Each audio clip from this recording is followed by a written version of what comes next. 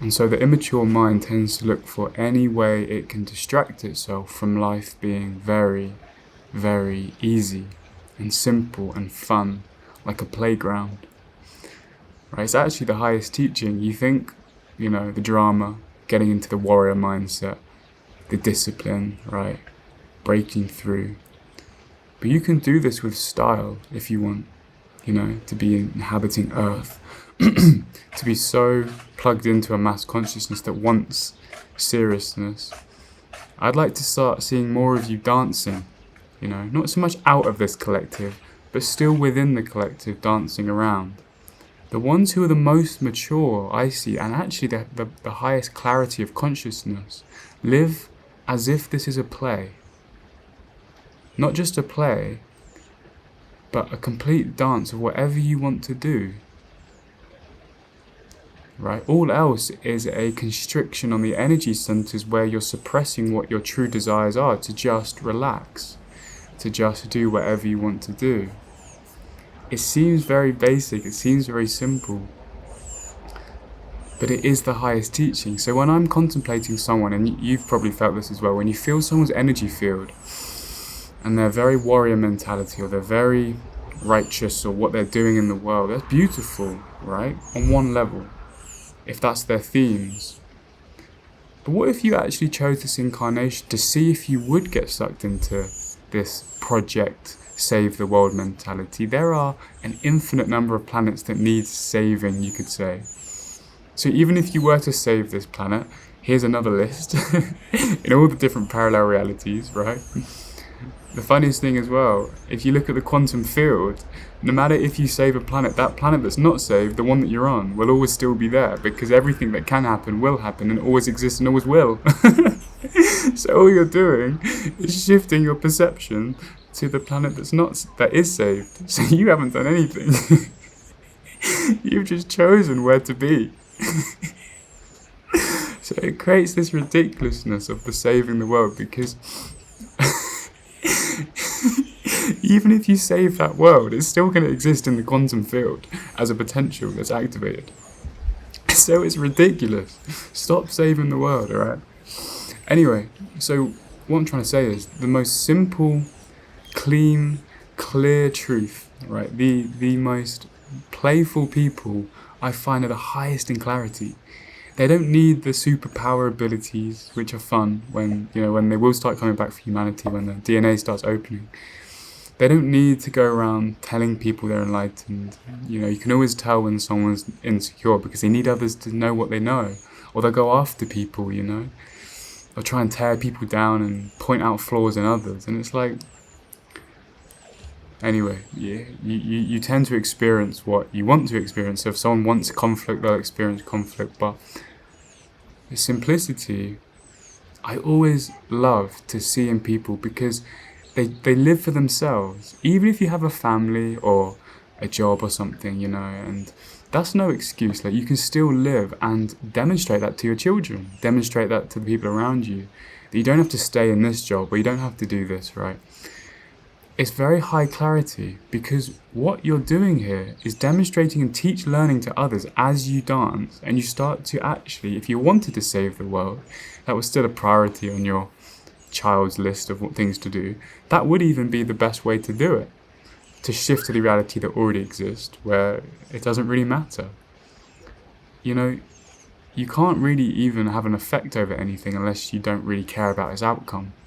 That goes for money, right? That goes for saving the world. That goes for teaching. And so it's this non-attachment that is so fun.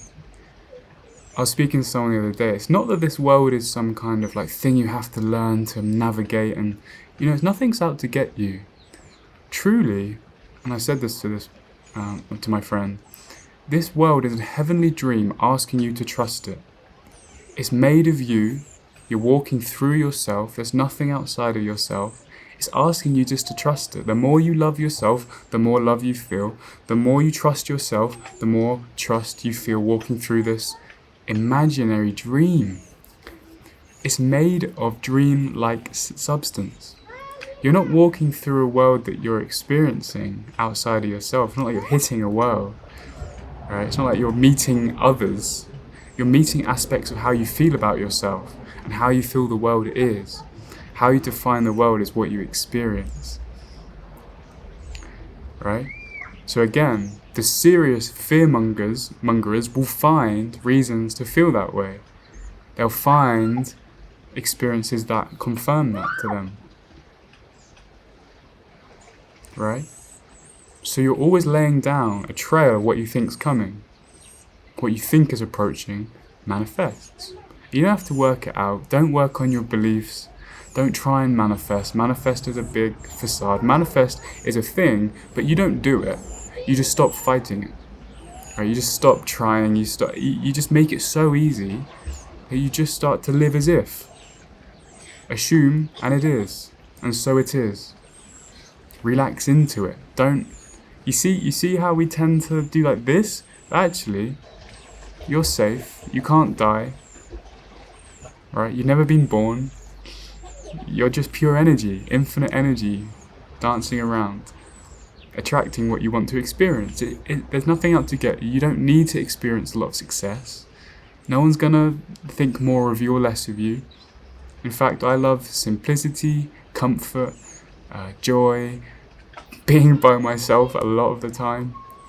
Not many people are living this way, so when you do come across someone in their mission, it's very harsh. It feels a bit horrible on you. But then when you do come across people who are very full of themselves in a good way, in a loving, light way, you share in that and you kind of energize. I'm very blessed to have a small group of people that I speak to regularly. Maybe not even that regularly. Maybe even I can count them on 2 fingers. Maybe even less. Maybe even, But this is what it's like in this theme, this chapter. You've chosen to come into such a dense planet from an arena, a realm that feels a lot more light. And you wonder why everyone is like this. And it takes some time to shed that because you've been drenched in the DNA and the biology of this serious collective, right? And then it just starts to drop away. And then you're left with how good can it get? It's not, again, I said this to my friend, it's not that you have to somehow work out how to transmute the darkness and get over evil, and it's just that you have to realize it's too good to be true. Like, that's what the mind isn't ready to trust. That's just what the mind is ready to experience. It's like when you find one of those dogs on the side of the road and they've been so, pushed about, and they're in this beautiful now house, you could say, or a centre that's really caring for them. And so there's nothing to worry about, but they're so used to this way of having to be defensive that they don't trust how good it is. Can you see that's how people are? They're not actually in any situations, usually, almost all the time in spirituality. It's not that they're in a situation that's actually that difficult unless they tend to want obstacles. It's that they're starting to realise that this is actually safe to relax. It's safe to go off and not need to analyse.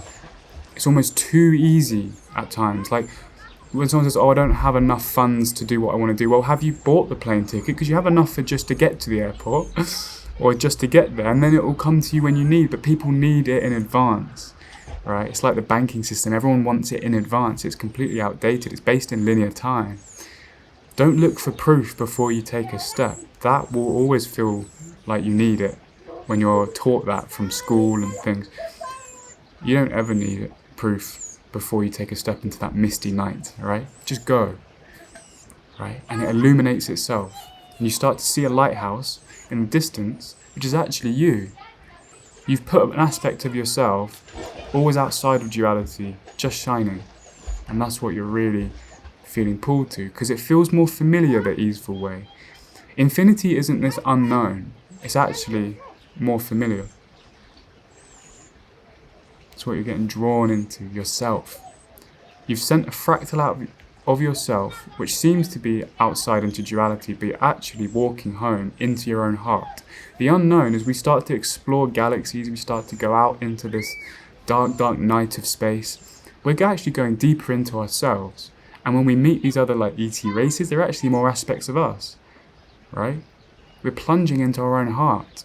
This earth is really one of the most distant things from us. But it's funny because you have the ethereal and you have the earthly. And each way really goes into you. Even if you go out and explore, or you go into the body and you stay into this real earthy feeling, all aspects of yourself, everything leads to you. You can't go wrong. Now, this is what I want to go into as my final analogy of the day.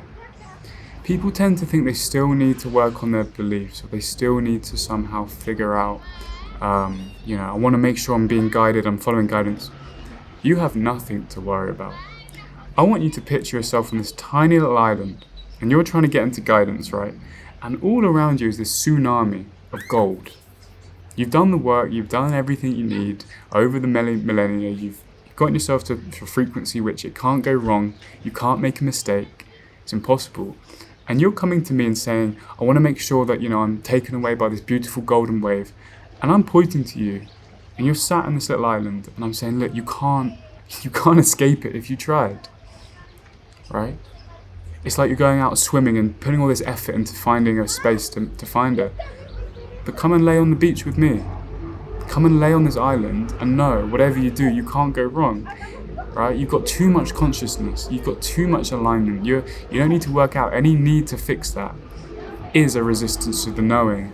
It's just patience and letting it come to you. Receive the golden wave, right? Receive it. You don't have to do anything. Try and go off track. It's like being on a road that's infinitely wide and you're trying to run off it. You can't run off it. You can just start to dance and play. That's what I'm coming back to now, right? Coming back to the topic we started today. You can stress, you can run, you can do anything. But why not sit and play and do it in style? Alright, these annoying little kids. Just screaming around in the pool. Annoying, isn't it? Alright, I love you all.